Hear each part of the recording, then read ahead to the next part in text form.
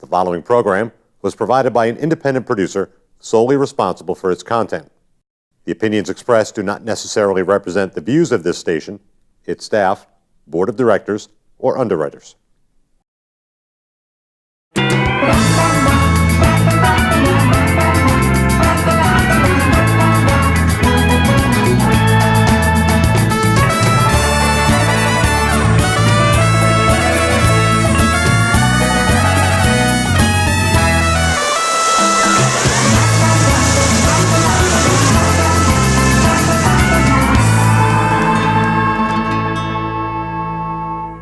Hello and welcome to the Happiness Jungle TV show. I'm your host today, CamiBaker.com, and we are super duper excited to have a very interesting guest on today. This is someone that I met via social media, and we were having a chat about a month ago, and when she shared with me her expertise, I said, oh my dear Lord, please, please, please come on the Happiness Jungle and show us how you read trees. So, Janet Crane, as a retired dentist, so she comes from academia and very, very successful career as a dentist, and somehow or another has found a way to be able to read a tree when you draw it. So we're going to learn a little bit more today from Janet, how she does that. Janet, come on and tell everybody a little bit about yourself.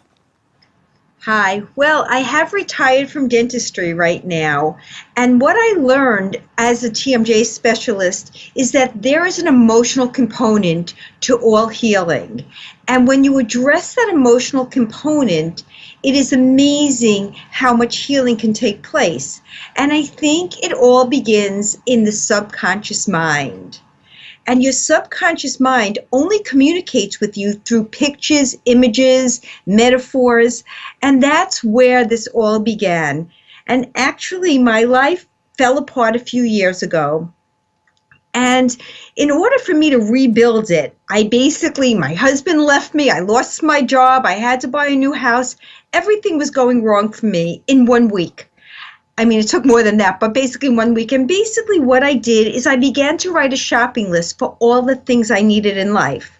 A new house, a new husband, a new car, a new job. And I used that metaphor to communicate and gain a picture of what my life looked like. A few years later, when my life was doing amazing, all of a sudden I was diagnosed with very severe cancer. This time my shopping list had to be different. I needed to shop for emotional needs as well. I had become a hypnotist during chemotherapy for my cancer, and I learned through hypnotherapy just how important your subconscious influence is in your life. Then when I was introduced to tree reading, I was like, oh my goodness, it pulled it all together. So were you actually, this is actually a thing? Like it's not something that somebody drew a tree one day and you're like, oh my God, I can read that. It was actually something that you learned how to do. That's correct. Now this is the thing. I did not invent anything.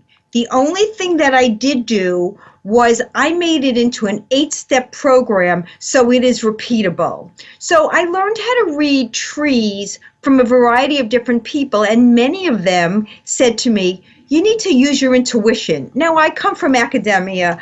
I didn't know how to use my intuition. I needed facts. I needed real things. So I started doing the research, and one thing about me is once I want to find something, I just keep on going. And I found all this information, and I made it into an 8-step process. I actually made it into an app so that people would know that the 613 things that I look for in the tree are there. And psychologists, psychiatrists, they all send me trees. And the one thing I know for sure, since I don't see the people, is when in doubt, leave it out. Don't guess what you're seeing. And I think that's really important, that what I'm going to tell these people that I have their trees, thank you for this variety of trees, is things about their subconscious mind. Now, what does it matter? What does this self-awareness give you? And I think this is the key. You're a business coach. You help people. What I think the place to start is with your self-talk. And the one thing I know is that you have a conversational habit. You develop patterns that you always go to. And if you let your thinking go along one line, you kind of become a victim of the circumstances. If you go along the other path, you become victorious. So what I do is when you look at your conversational habits, I call it finding JRC. It originally started as my initials, Janet Robin Crane, and I turned it into the idea of looking at your self-talk and saying to yourself, is this self-talk giving me joy? Is it making me more resilient? Is it giving me connection? Because those are the three fundamental pillars of confidence. Now, if you go along the other road, you end up in judgment, you end up in regret, and you end up constricting your thinking. So now I think we should look at the tree and see what insights we can get from the subconscious so that you can pick the path of joy, resilience, and connection. What do you think? Very cool. And when you and I first met, and we did my tree when we were on a Zoom conversation, and you had me, so you said draw a rectangle, and then draw a tree in the rectangle, and then when you read the tree, I'm pretty easy to read. Like, I'm pretty dynamic and bold and in your face and all that kind of stuff. So I was like, well, yeah, she's reading me, but, I'm right here. So I think it will be fascinating to have you read these trees of people. You don't know if they're male or female, young or old, et cetera, et cetera. Now, I have to ask you this question. One of the people on here, when I said draw the rectangle and then draw the tree, this person drew the tree without the rectangle, and then went back and put the rectangle around the tree. What does that mean? It means that they think the rules are for other people, not for them. Well, and this person said, the instructions didn't say what order, and it was something I had actually sent a text, text this particular person, and I said, well, if you go back and look at the text, it actually said draw a rectangle, then draw a tree. So I thought that was pretty funny. It was kind of a rebellious thing or something. I think it is. I think it is a rebellious thing, but I think it's okay. There's no good tree, there's no bad tree, there's no right tree, there's no wrong tree. The bottom line is that when you gain this subconscious information, you use it to your benefit. Just knowing doesn't make a difference, but knowing and then applying it to my little self-doubt confidence scale makes a difference in coaching. So let's begin. I'm going to begin with tree 1, and I'm going to try not to ruffle any papers. Is there any way that you can show tree 1? Actually, if you hold it up to your camera, the people will be able to see it better than mine. So just show it a little bit. Yep, you can back up there. There you go. Perfect. Okay, that's tree number 1. And once Janet reads the tree, then I'll tell you guys whose tree it was. Go ahead. So, this person sometimes is very, very stubborn.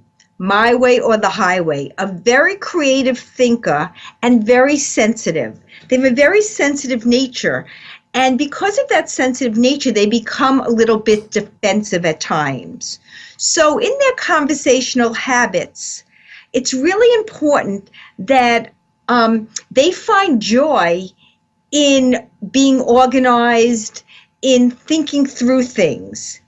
They find resilience in believing in what they believe in really, really strongly. And they're really, really sensitive, so that's like a really great thing. When you put those 3 things together, they will have a good conversational habit and stay on the right path. If they get caught up in judgment and self-judgment, they will become very, very defensive, and they will close themselves in and not allow other people to help them. So that's what they have to think about, is when they feel, and they might not even feel defensive, but when they get sensitive or they feel vulnerable, blocking everybody all off and just, I got it my way, I'm doing it my way. And that's the key here for that person. I almost feel like that reading could be for any one of these people who drew the tree. It seems like the people that are around me are defiant and rebellious and go-getters and all that kind of stuff. So what is it that you see in the tree? Can you walk me through, like, what is it about that tree that you see that? Okay, I'm going to try to fold it so you can see it better, so I can hold it up while Yep. you see it. Perfect. Do you see, so the amount of bark that this person put on this tree shows me how sensitive they are. Huh. They're very, very sensitive, but they're sensitive to the point of becoming a little bit defensive. And I think that's something that you have to be careful about. When you look at the top of the tree, I don't know if you could see it. I'm trying to balance It's this. perfect. Yeah. There are like individual leaves drawn. So that means they like everything to be productive. And the way they drew those lines and they cut off, I'm going to put my finger right here, they cut off the space between their emotions and their thinking. That means that they get very, very stubborn at times. And when they like dig into their own thinking, they're like, I know best, and they don't let people help them. Huh. Well, Miss Leanne Shapiro, that would be your tree. And I think that there's a lot of truth in a lot of that. Leanne's one of my very dear friends. Love, love, love her. And she can be stubborn. She can certainly it's her way or the highway sometimes. And as a businesswoman, sometimes that's important. You got to be able to make decisions and get things done. So let's go on to tree number 2. This will be very interesting. Okay, I'm going to show you tree number 2. Yep.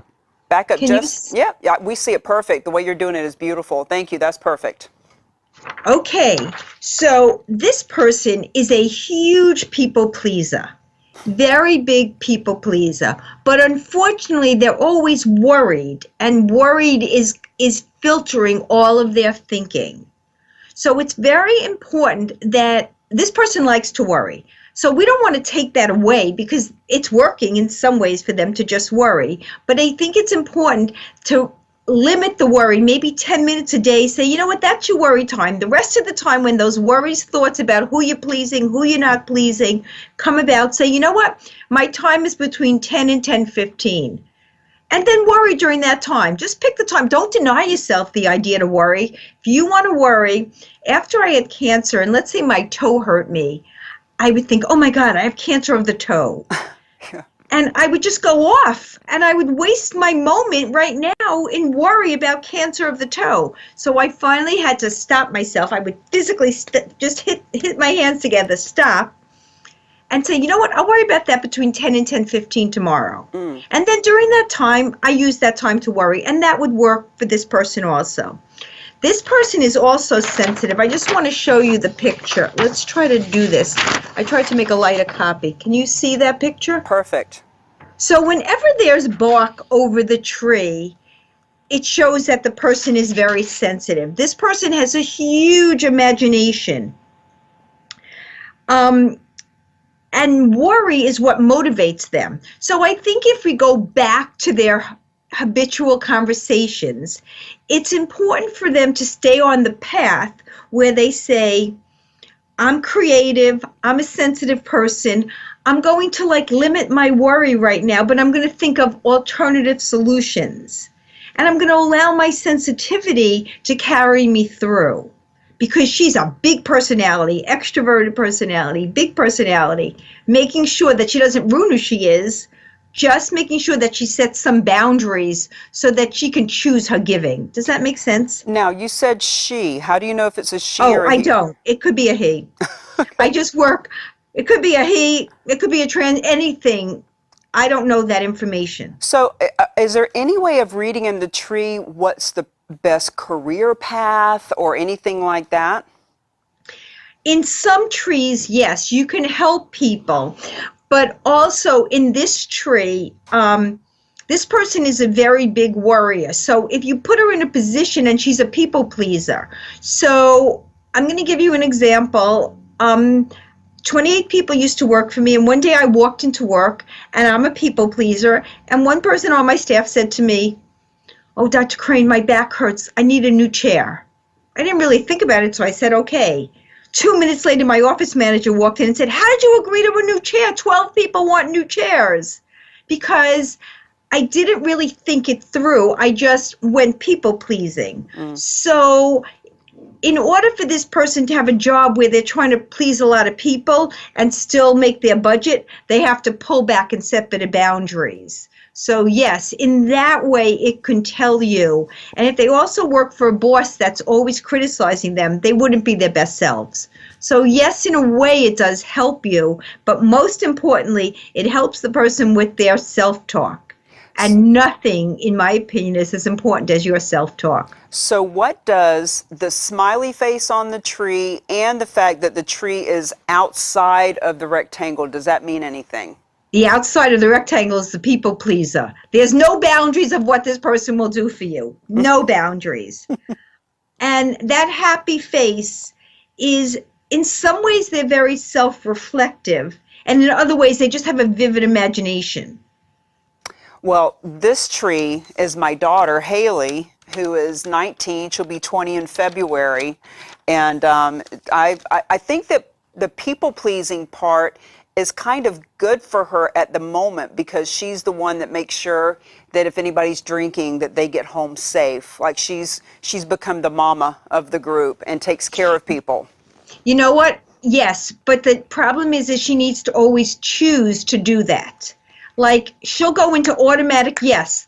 Can you do that? Yes. Can you do that? Yes. Can you do that? Yes. Without necessarily choosing what's best for her. Well, she doesn't do that with me. Isn't that interesting how our children are so different with us than other people?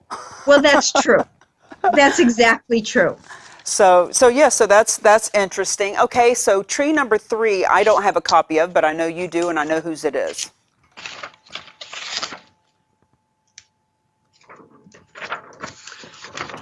Yes. Can you see tree number 3? Yep. I can. Okay, so this is a very, very interesting tree for me. This person really, really likes freedom. They love beautiful things around them. They're a very, very good multitasker. But they have to be very careful.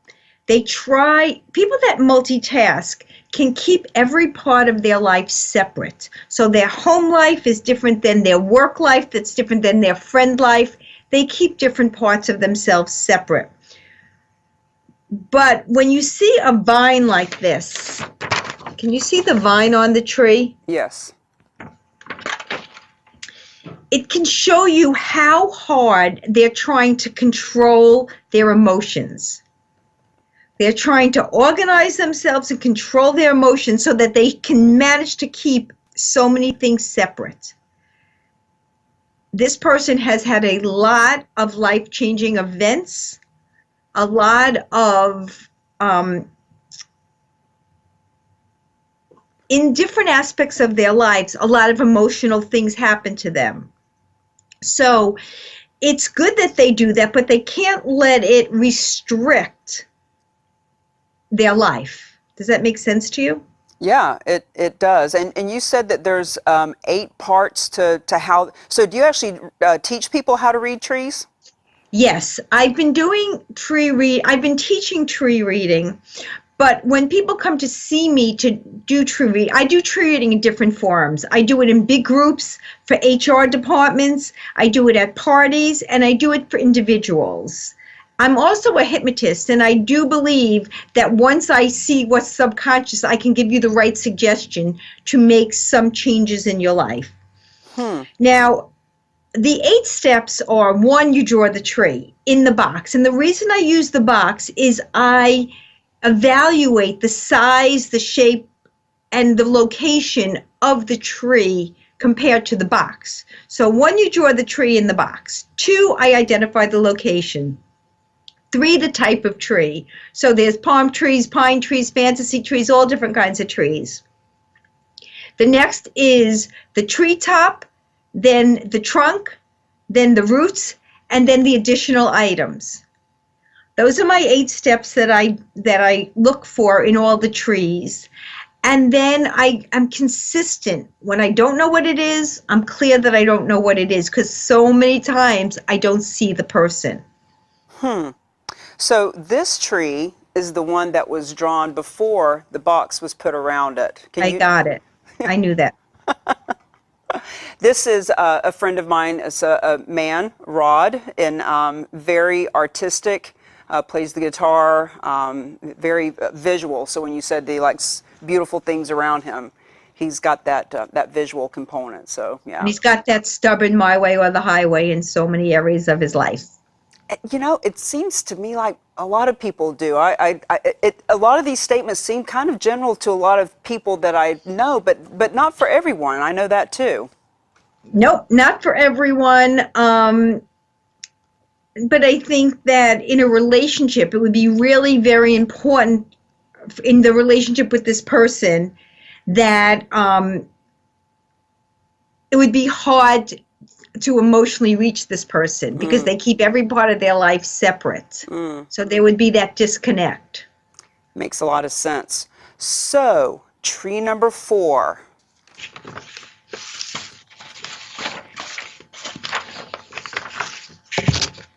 I'm trying not to make too much noise here. You're doing a great job. It's fascinating what you're doing, and I want to make sure at the end we talk a lot about how people can contact you. So, tree number 4, that's exactly the one. Go. Okay, so I just want to show you this tree because I think this tree has a few things. You see that knot hole? Yes. That's really, not only did they draw the knot hole, but they circled it a few times to make sure that I didn't miss the knot hole. Right? That knot hole tells me that this person had a life-changing event. And if I would measure it and knew their age, I would be able to tell you what year that happened.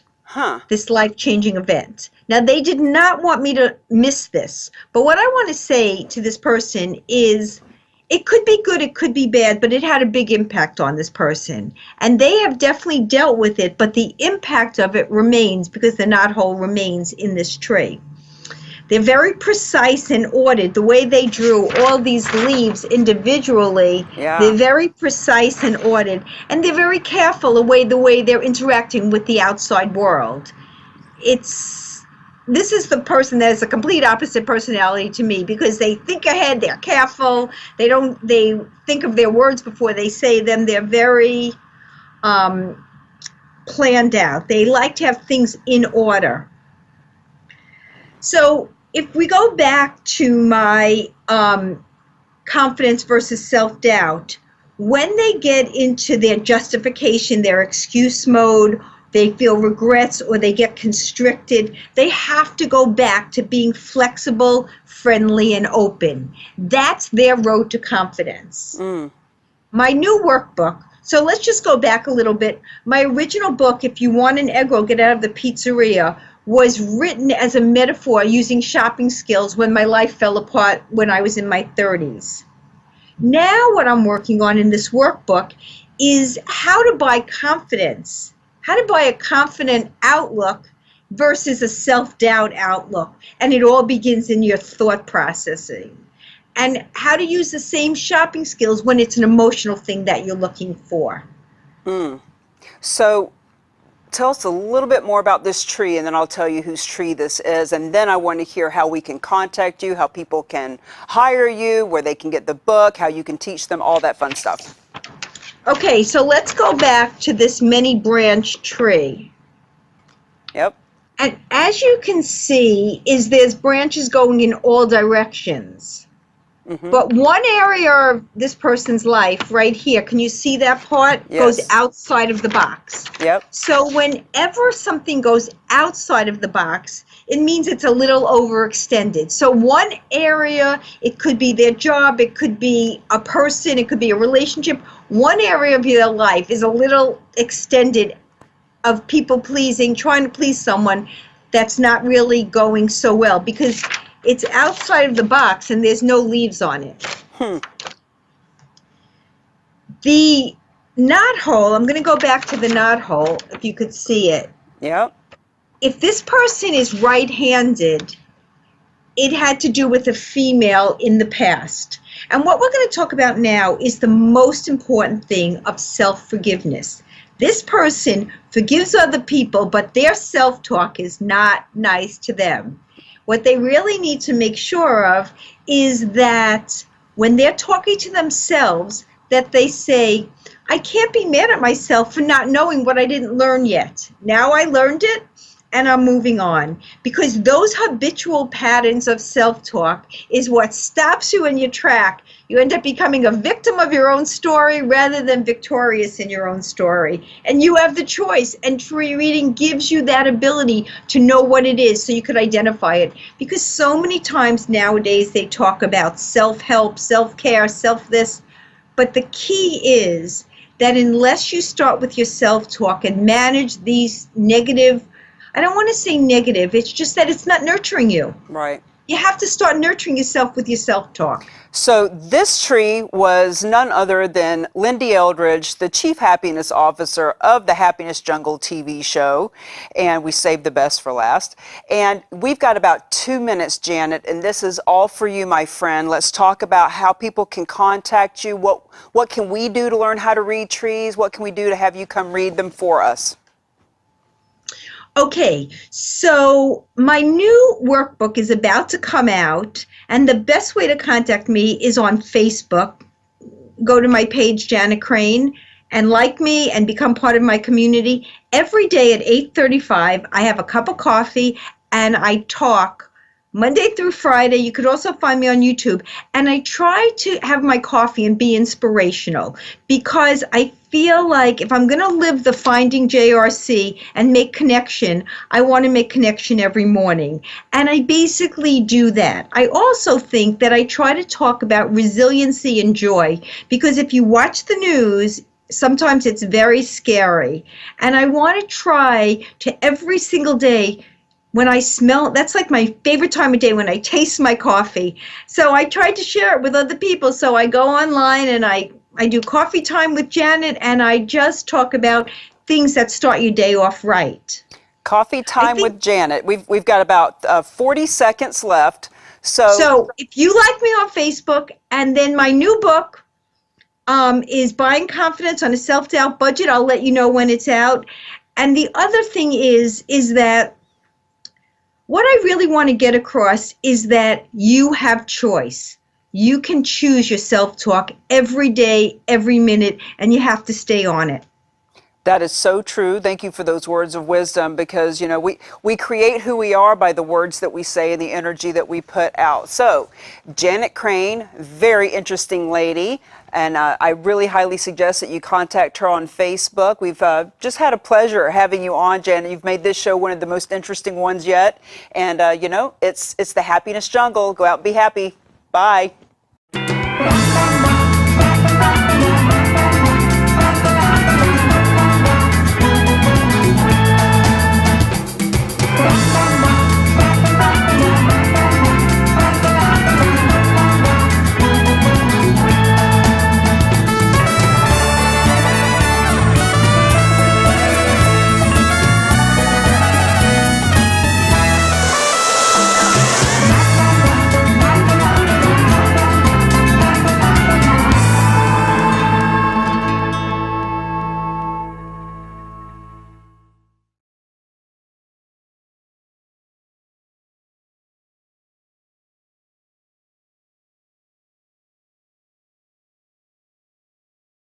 The preceding program was provided by an independent producer solely responsible for its content.